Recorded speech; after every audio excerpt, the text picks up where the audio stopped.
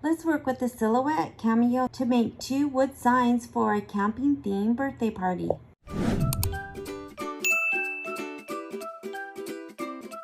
I use Oramask stencil film 813. I purchased big 24-inch rolls from US Cutter. And this is the length of my mat. And since I'm going to be using pretty much my entire mat, I will cut 12 inches wide, and then it'll be 12 by 24.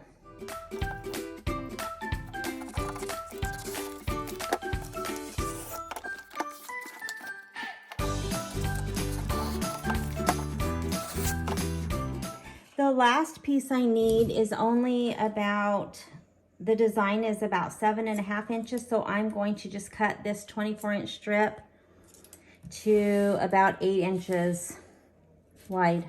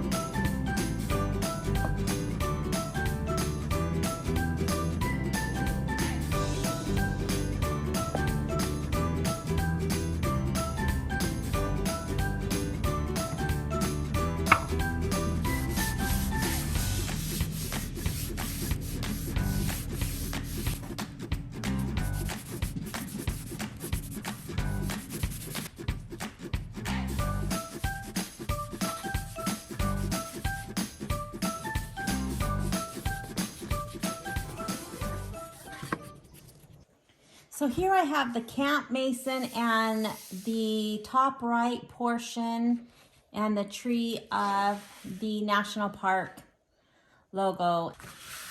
And I'm gonna cut that off in a little bit. And then this Camp Mason will be put on boards. And so I need to remove the actual words because I'm gonna use this as a stencil.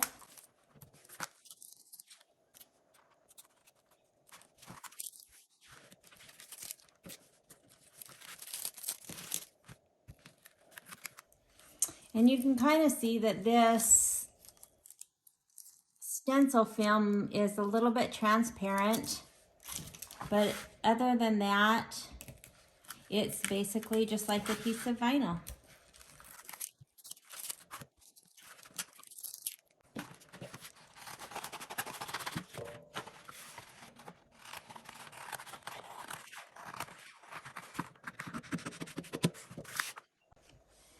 So this is the transfer tape that I'm going to use. It's kind of like masking tape, but I just buy it in a big roll. Transfer tape also comes in like a clear plastic, but I'm going to go ahead and use this.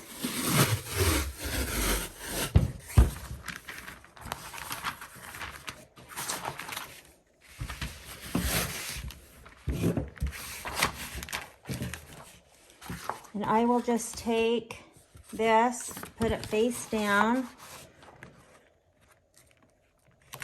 kind of smooth it out.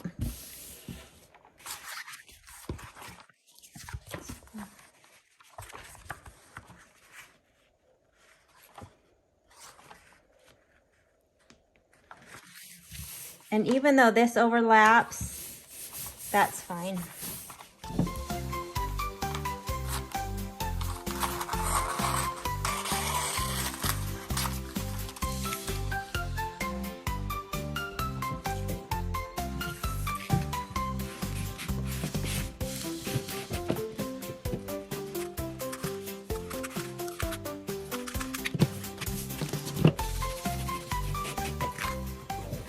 So I'll take my board and I'm going to do what's called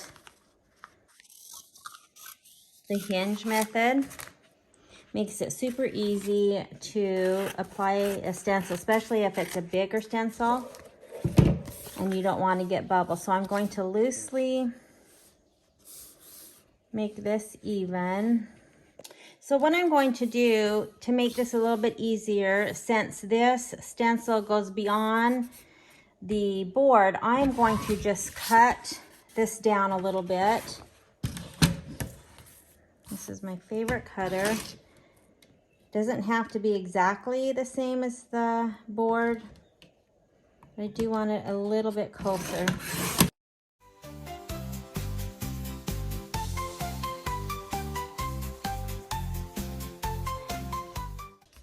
That's better.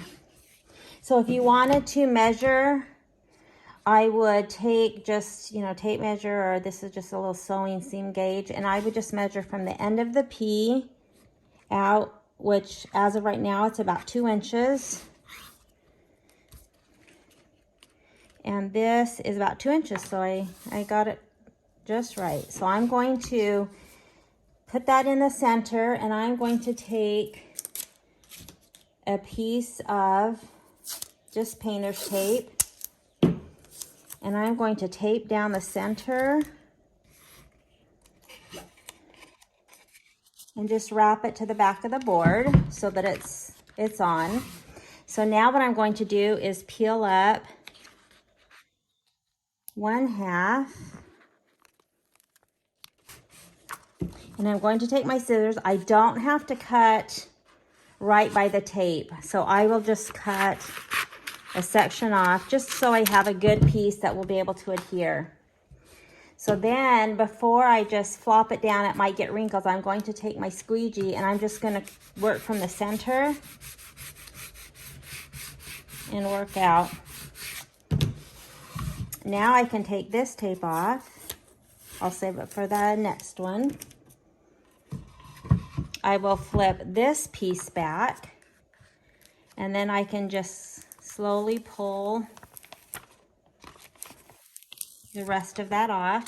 Again, hold it up and squeegee. Now here's a bubble here, and that doesn't really matter. I just want to make sure that it's down on the letters. And then I will peel this back. And it's easier for me not to peel straight up towards the ceiling. Sometimes that lifts the vinyl, but to actually, a lot of times I will literally just put this flat down and then just roll it. And if you don't want to do it flat down, you could hold it, but try to do it as flat as possible, and that gives you the best chance of not lifting the vinyl.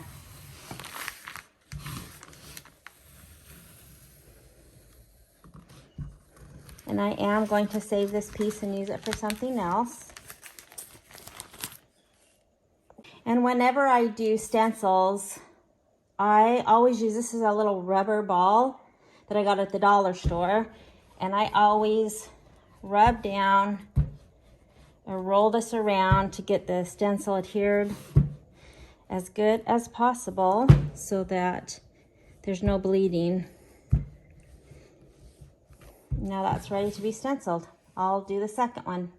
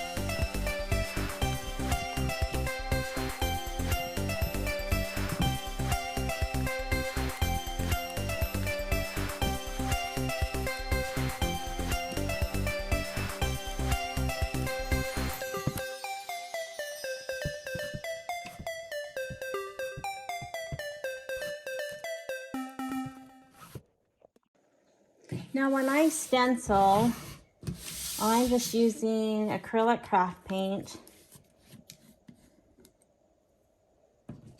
And I use a makeup sponge. That's the best I find. I'm just gonna leave that lid right there. And when I stencil, I always dip into the paint and then tap off. I'll do 2 coats, and you just do it lightly. Don't press hard. That's when it's more likely to get bleeding.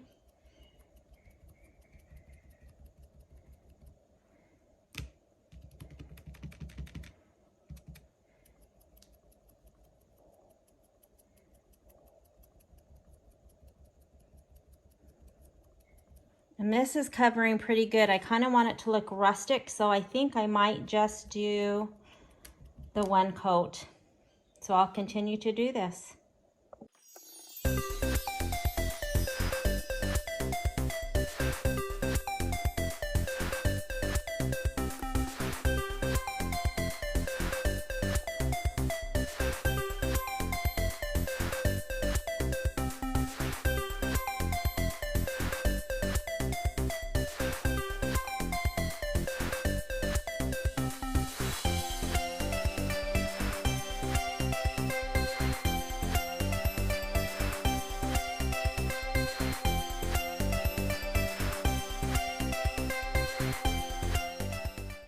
So I am going to leave just 1 coat. Of course, if you didn't want it to look as distressed, you would just put a 2nd coat on. It dries fast because I'm doing such a thin coat. And what I need to do with this, or what I'm going to do, is I will just take, because I'm not going to be using this white, and it, you know, will dry hard. I could rinse it out, but I don't do that. I just cut that little end off, and then I have, of course it's a little bit smaller, but now I have, you know, another sponge to use another time instead of just throwing the whole thing away. So since I just did the 1 coat, the stencil is ready to come off. If I'm doing more of a solid coverage, or I'm using spray paint, I use spray paint probably about 80% of the time for my stencils. I actually let that dry overnight, the spray paint. Some people say to remove your vinyl when it's wet. I have better luck, and I've just always waited when I use spray paint, let it dry overnight if at all possible. So now I'm ready to take this off because, again, it's such a thin coat that it's dry. So I will just do the same thing and just kind of peel, not really up towards the ceiling, but kind of back on itself. And because I used light pressure and thin coats, you can see how well the stencil came out, and there's no bleeding. Bleeding in stenciling happens most of the time when you press too hard and the paint has to go somewhere, and so it will seep under your vinyl. It can also happen if your paint is too thin, and even if you do light coats, if it's too thin and you have too much paint, it will seep under.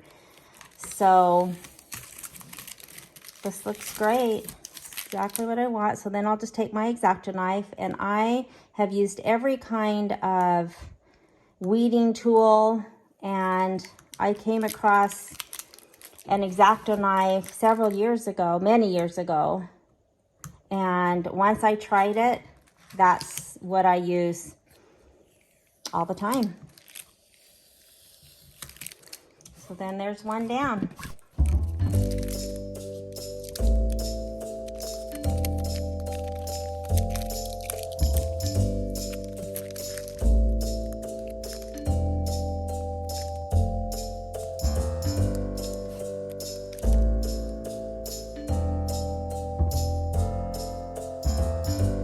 So I'm ready to do the stencil for the National Park sign, and so here is what I want the sign to look like. All of these parts in brown will be brown on my sign. The background, the national park, will just be the color of the wood. So the easiest way for me to do this is, I know I'm painting the trees, and here is the section that has the top right section that has the trees. So I am going to pull these off first. So there I have the tree off. I'm going to cut this little tree. I'm going to actually use the actual piece of the tree and not the stencil. So I'm just going to cut this for right now. What I'm going to be doing with this is I'm going to start painting the two trees the same color. And I'm going to paint them what I want the small tree to be in the end. So maybe like a lighter green. Then when that's dry, I'm going to take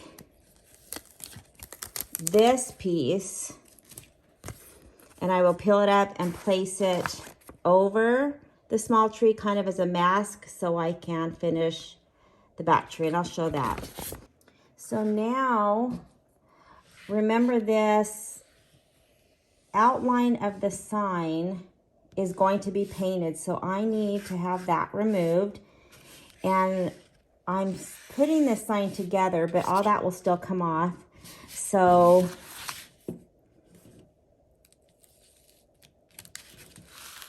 I am just going to peel that off.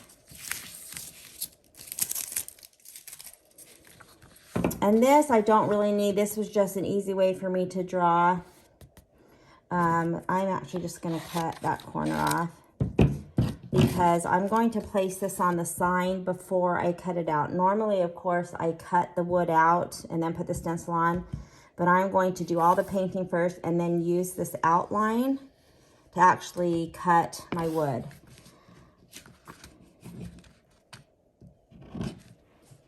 So this part will be painted, and of course the other part section will be on, and then the trees will be painted. This part is to protect the background wood so that it remains the wood color. Here is the welcome, and I need to paint that the dark brown, so I am going to take this out.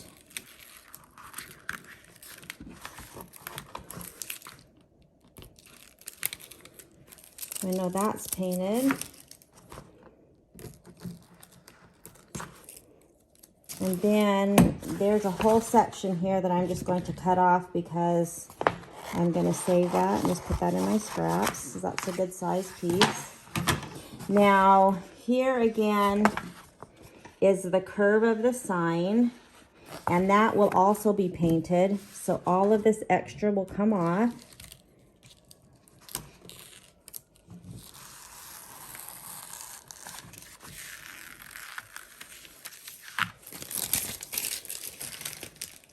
And again, this part right here is just to mask the board. I'm not going to be painting outside. I'm just going to be painting that, and that it'll make sense. So here, these two will be put together on the board like that. And then the bottom piece,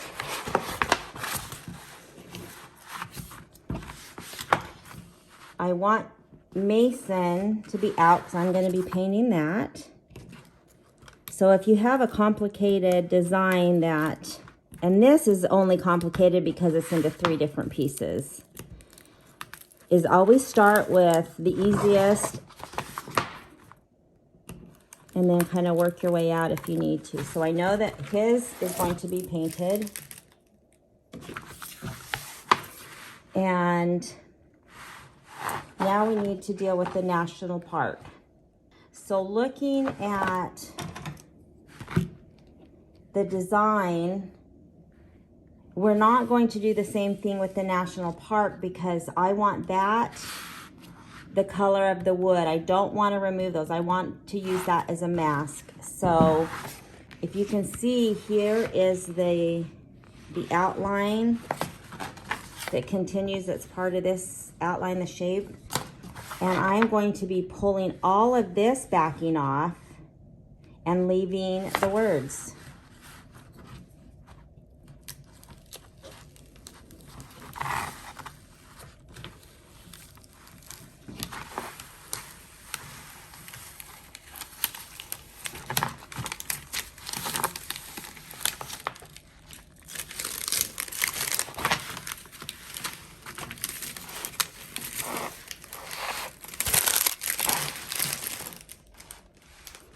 Let me remove these.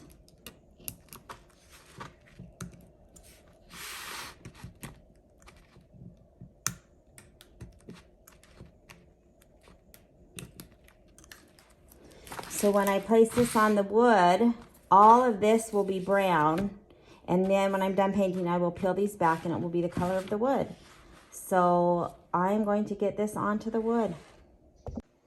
So I stained the wood, and the last thing I'm going to do before putting down the stencil is I just buy cheesecloth in the roll, and I am going to put a little bit of a sealer on top of it.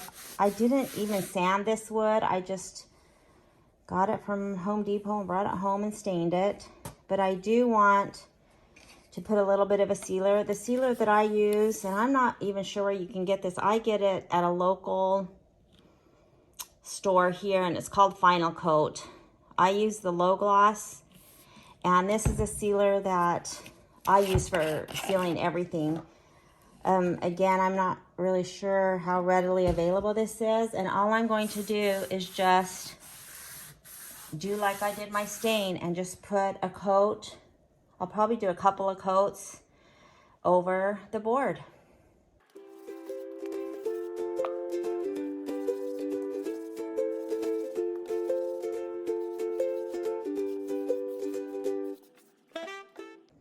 So I have the transfer tape on two of the pieces.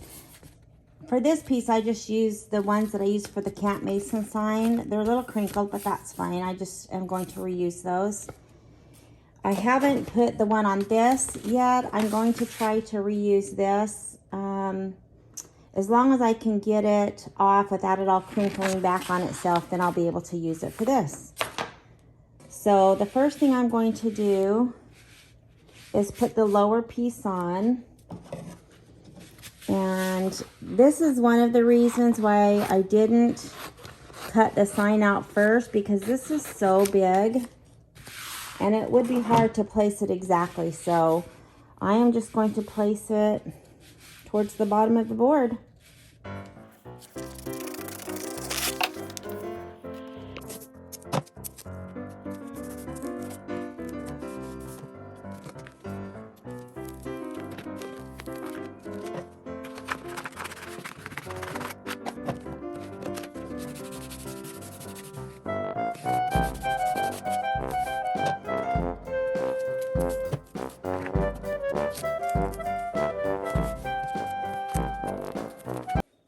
When I was pulling this transfer tape off, the L came up, and so it ripped right here. So I put it back down and just squeegeed it.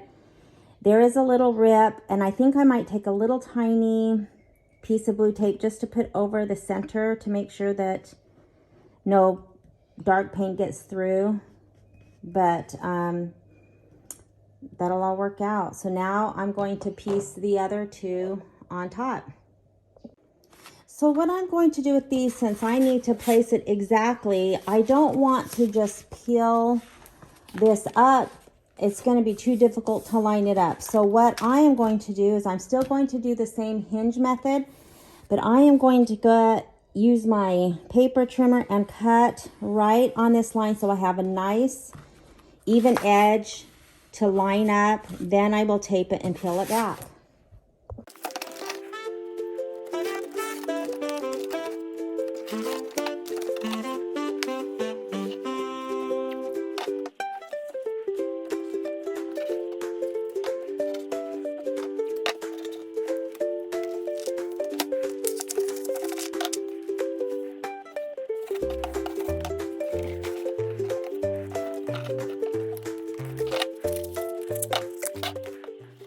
Now for this one, I am doing it a little bit different. I'm holding it very taut, so this isn't just gonna, you know, stick to this and get bubbles. I'm gonna pull it tight and kind of line this up and make sure it's headed in the right direction, even though I taped it. I'm still pulling on it.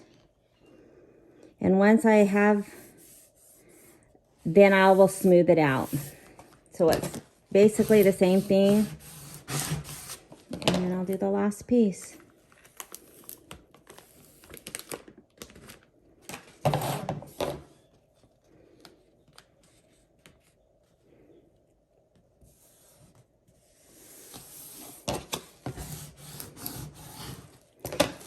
Now I do have a few, I can see a little bit right here that's not quite even, and I will just use painter's tape to cover that. If there's any, you know, if there's a little tiny line between these two, I will just cover it with painter's tape.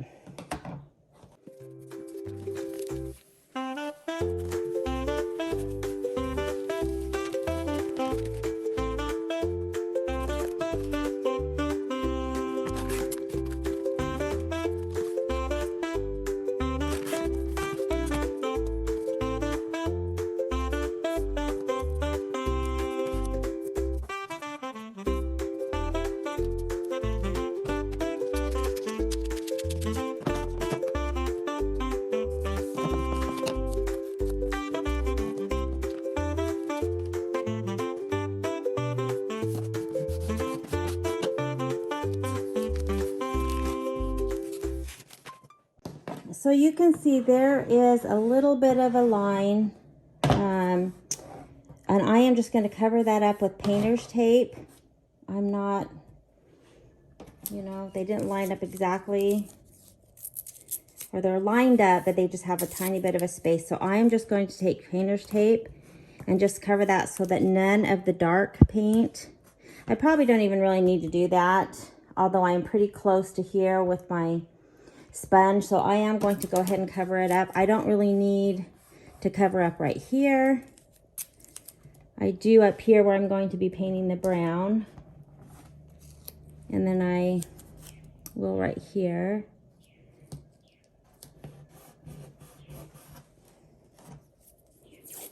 I don't need to do anything right here, just over the M. Again, I really didn't need to do it right here because I'm so far away, my paint's not going to get close because I'm not using spray paint. If I was using spray paint, I would definitely cover up all of the lines, which I probably should use spray paint because this is a big area, but I'm going to use regular paint. So I'm going to do up here, and then I think we're ready, and above the M.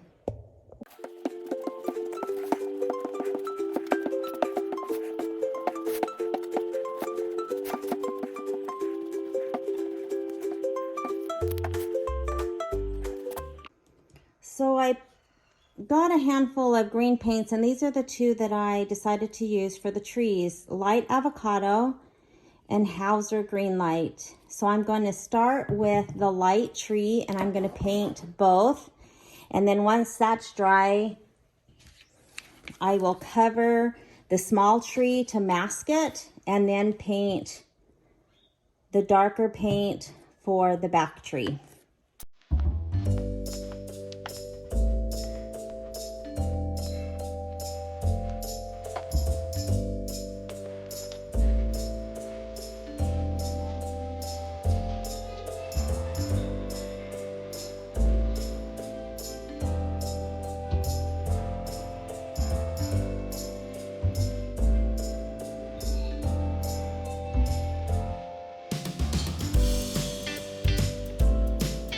So now I'm going to start on all of the brown. I love the stain, the Jacobin stain, and so I matched just some regular paint so that when I wanted paint, I'm not stained, but I wanted the Jacobin color.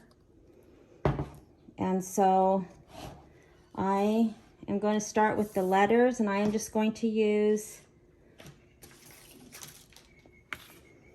my little sponge.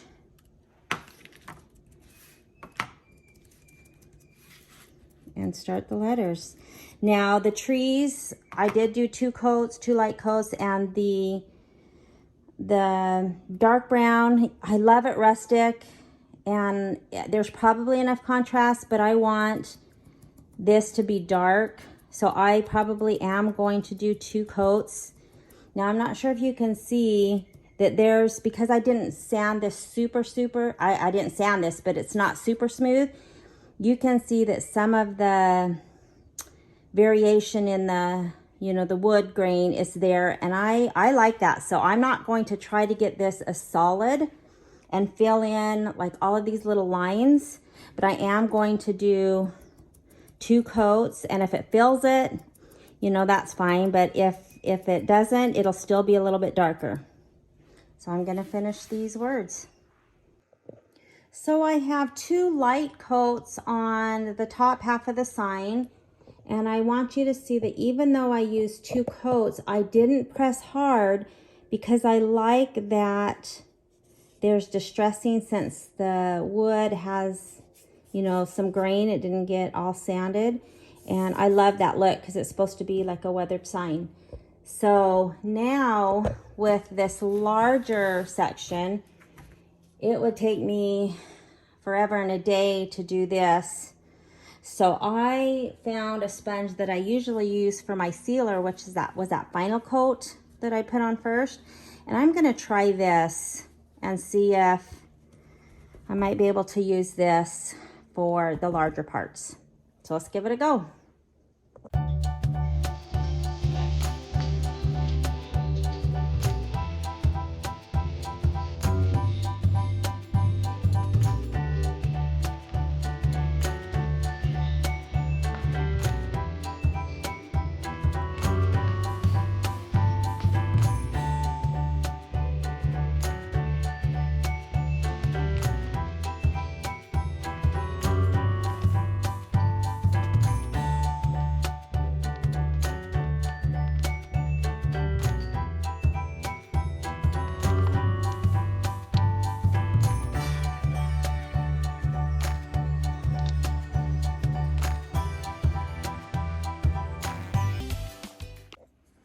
Now I will just remove the stencil.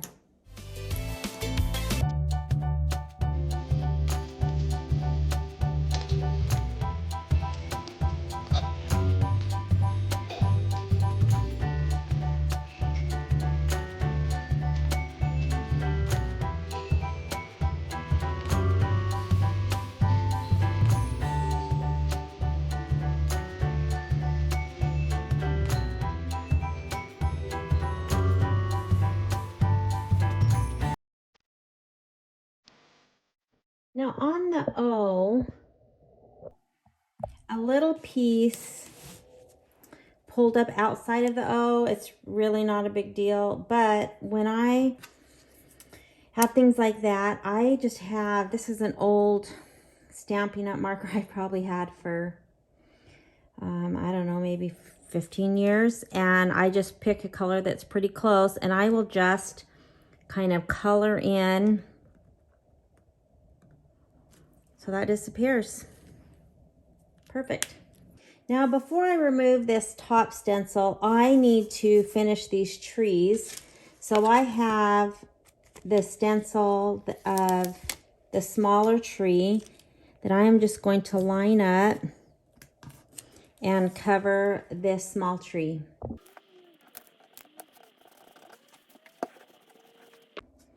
And this really doesn't even have to be perfect. I'm not doing anything with this side. I just want it to cover up this side so I can stencil this a darker green now. I'm going to do the light avocado. And this is all dry. So I'm just going to cut that one off that I used for the green.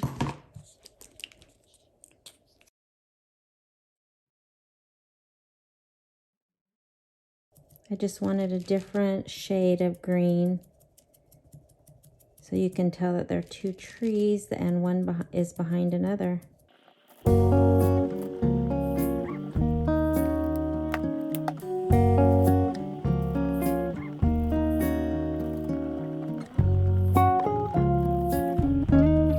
I put 2 light coats, but I think I'm going to let that dry and put 2 more. I think they're a little bit closer in color than I thought. I think it'll be fine. It's just, you know, to show that there's 2 trees. But I am going to give this one another 2 coats to try to make that a little bit darker. Okay, so I think that once it's dried, I think they are going to be good enough.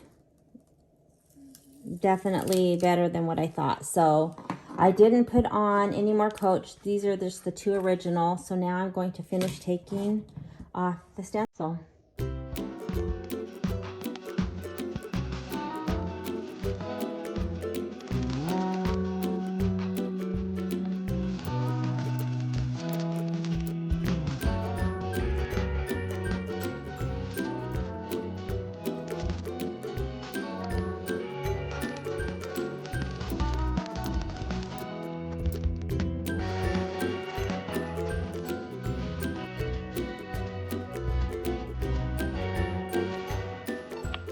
Oh my gosh, that's so cute. So now the next step is I will just take this outside, and with my skill saw, my jigsaw, I will just cut around the outside of the sign and then put it on a stake. Let's go finish this up.